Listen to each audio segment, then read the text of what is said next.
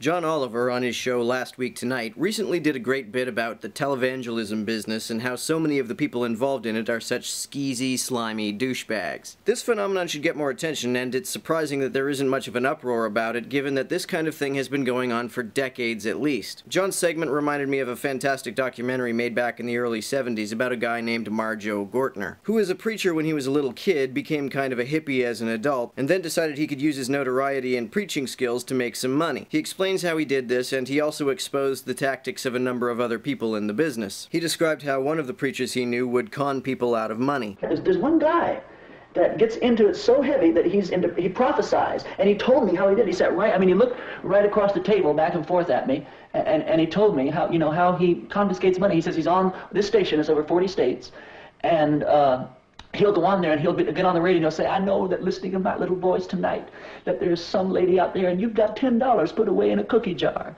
Now God spoke to my heart and told me to go and tell you to get that $10 and get it in the mail and send it to me, and God will bless you. God will give you a reward such as you've never known before. And then he comes back to me and tells me, he says, if you're on the radio and you're going over 40 states and you're on at prime time, you've got thousands of people listening, the chances are that there are at least 200 or 300 little old ladies who've got a $10 bill in a cookie jar. And so if you even get, if a couple hundred go over and get it and send it to you, that's $2 grand that you've made just like that.